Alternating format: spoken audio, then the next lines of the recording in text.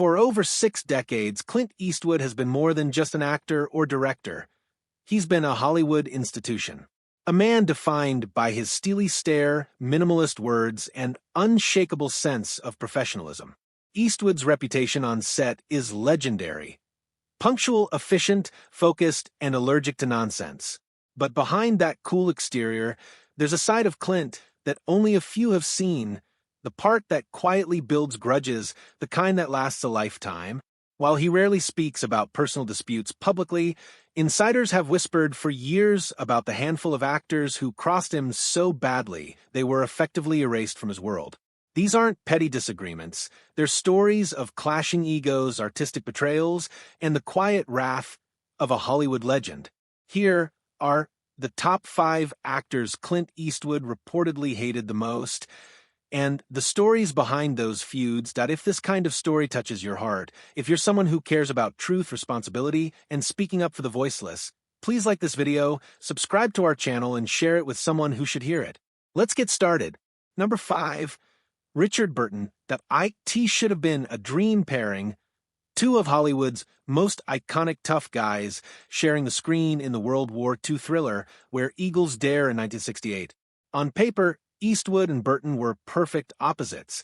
Clint, the quiet professional; Burton, the flamboyant, classically trained star with a taste for alcohol and drama.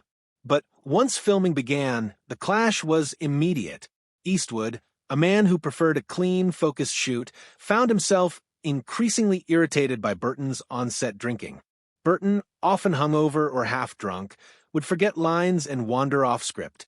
To Clint, who treated film sets like military operations, this was the ultimate sign of disrespect. Crew members recall Eastwood's cold professionalism in contrast to Burton's chaos. He never yelled, never confronted. He just kept his distance. One assistant director remembered Clint saying quietly, "I'm not here to babysit anyone." That summed up his approach. He believed that once you waste people's time, you lose their respect. Though, Where Eagles Dare became a classic, Clint later referred to it as one of the most exhausting shoots of his life. After filming wrapped, he made a silent vow. Never again would he work with someone who didn't share his discipline. Burton, brilliant but self-destructive, had permanently burned that bridge. Number 4. Jean Seberg. The world. Jean Seberg was the haunting face of French New Wave cinema, a fragile beauty with mystery in her eyes. When she worked with Eastwood on Paint Your Wagon in 1969, many expected sparks to fly. What happened instead was quiet heartbreak and lasting bitterness. Eastwood, then at the height of his fame, had a brief but passionate affair with Seberg during filming. Their chemistry was undeniable on screen and off. But when the shoot ended, Clint simply walked away, coldly, decisively, without looking back. For Seberg, that abandonment cut deep. She was already struggling with personal demons, and the fallout from their relationship added another layer of pain. Rumors spread that she had been humiliated and emotionally shattered by Clint's indifference. In interviews years later, Eastwood avoided mentioning her name, describing Paint Your Wagon only as a learning experience. For Seberg, however, the experience lingered. She reportedly confided to friends that Clint treated relationships the way he directed films, efficiently and without emotion. Their affair became a ghost story in Hollywood, whispered about but never acknowledged. When Seberg's life ended tragically in 1979, it cast a dark shadow over that chapter of Clint's past, a story he has never publicly revisited. Number 3. Tommy Lee Jones. 2 men who built their careers on toughness, silence, and authority. It sounds like a perfect fit, right? Not even close. When Clint cast Tommy Lee Jones in the 2000 film Space Cowboys, he thought he'd found a kindred spirit. But from the first day, it was clear they were 2 alphas in one cage. Clint was directing and starring in the film, running the set with his usual no-nonsense style. Jones, however, had his own ideas, loud ones. Known for being intensely opinionated, he questioned Clint's direction, challenged blocking choices, and made sarcastic remarks between takes. To most directors, that might just be an ego clash, but to Eastwood, it was unforgivable. He valued quiet respect and minimal discussion. In Clint's world, you speak through performance, not argument. One crew member said the tension was palpable, the kind that made everyone else whisper instead of talk. Clint, true to form, never exploded. He simply finished the movie, gave no public criticism, and then quietly vowed never to hire Jones again. The two never worked together after Space Cowboys. Years later, when asked in an interview about the experience, Eastwood gave one of his trademark half-smiles and said, "Some people like to talk about the work. I like to do it." That one sentence said everything. Number 2, Leonardo DiCaprio. Now, this one surprises people. Clint Eastwood and Leonardo DiCaprio collaborated on the 2011 biopic J. Edgar, with Clint directing and Leo starring as FBI Director J. Edgar Hoover. The film had prestige written all over it, an Oscar-friendly project with two of Hollywood's most respected names. But what happened behind the scenes wasn't nearly as glamorous. Eastwood's directing style is famously hands-off. He's known for doing minimal takes, sometimes just 1 or 2, and discouraging overanalysis.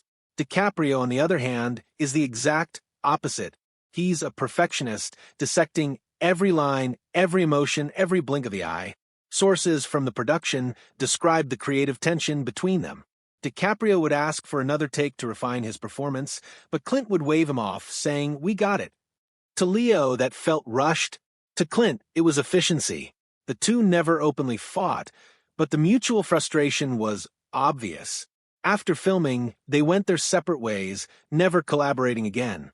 Eastwood later admitted in an interview that he preferred actors who trusted the first instinct, who didn't chase perfection into the ground. That comment, while subtle, was clearly directed at DiCaprio. The two remain respectful in public, but insiders say Clint found Leo exhausting, a talented actor, yes, but one who made the process too complicated.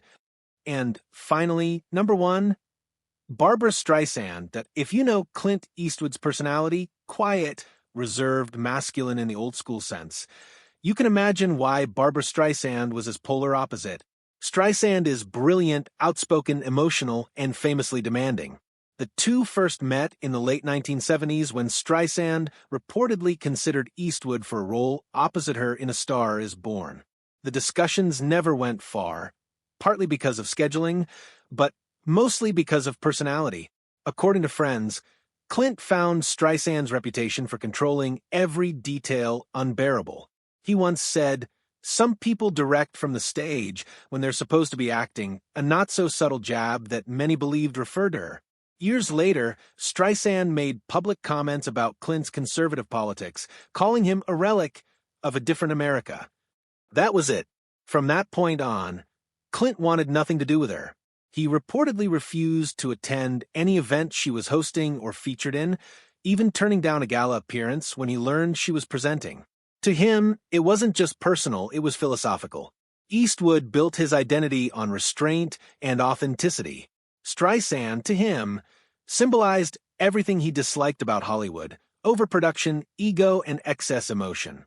Their clash was ideological as much as it was personal, and it remains one of the quietest but most enduring feuds in modern film history. Now, to understand why Clint Eastwood can hold such lasting grudges, you have to understand his worldview. He came up in an era when professionalism wasn't optional, it was sacred. He believes in showing up early, knowing your lines, and doing the job with precision. He's not interested in drama or debate. On set, Clint rarely yells. He doesn't give long lectures or micromanage. Instead, he creates an environment of quiet focus. But that silence can also be intimidating, because when he's disappointed, you feel it. He doesn't need to raise his voice. He just never calls you again. There's an unspoken rule in Hollywood. Crossing Clint Eastwood means exile. He doesn't humiliate anyone, doesn't trash them in interviews. He simply deletes them from his professional universe. Actors like Morgan Freeman, Hilary Swank, and Gene Hackman, all of whom have worked with Clint multiple times, describe him as one of the calmest, most loyal directors they've ever met. But they also say he has an invisible line. Freeman once said, "If Clint gives you trust, don't break it. You won't get another chance. That's the essence of Eastwood's legacy. He's not a man of revenge. He's a man of boundaries. To him, filmmaking is sacred, and the people who share that space must treat it with the same respect. Over the years, those who understood that have thrived in his orbit. Those who didn't, well, they quietly disappeared from it. In the end, this isn't really a story about hate. It's a story about values, about a man who has built his life on discipline, silence, and purpose. Clint Eastwood doesn't waste words, emotions, or time. And if you waste his, you'll never get another shot. Hollywood may have changed, but Eastwood hasn't. He remains the same steely-eyed figure who rode onto the screen decades ago, a man who doesn't just play by his own rules, but lives by them. That's why, for Clint, grudges aren't acts of anger. They're simply the natural order of things in a world where respect still matters.